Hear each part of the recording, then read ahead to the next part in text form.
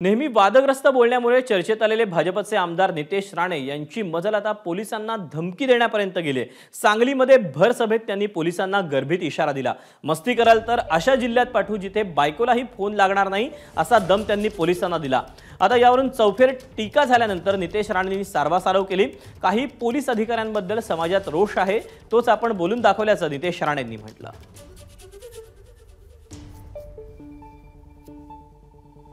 इकडच्या पोलीस खात्यातल्या काही अधिकाऱ्यांना सांगितलं सरकार हिंदुत्ववादी आहे, गृहमंत्री आमचे देवेंद्र फडणवीस साहेब आहे, तुम्हाला अगर त्या पोस्टिंगवर अगर मजा येत नसेल ना तर अशी सगळी मस्ती करा, पण तुम्हाला अशा जिल्ह्यामध्ये घेऊन जाऊ ना की बायकोला फोन पण लागणार नाही।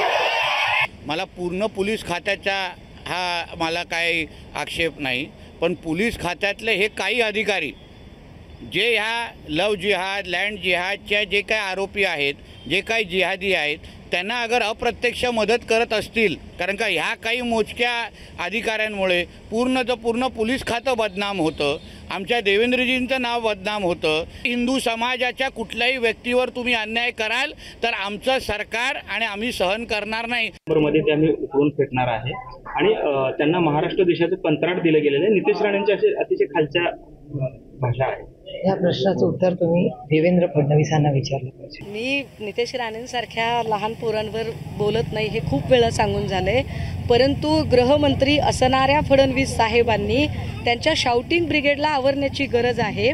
गृहमंत्री फडणवीस साहेबांना जर भविष्यात कुणी बुडवलं तर ते चित्रा वाघ, रवी राणा, नवनीत राणा किंवा नितेश राणे यांच्यासारखी शाउटिंग ब्रिगेडच बुडवायला कारणीभूत ठरेल, याचं त्यांना भान असावं।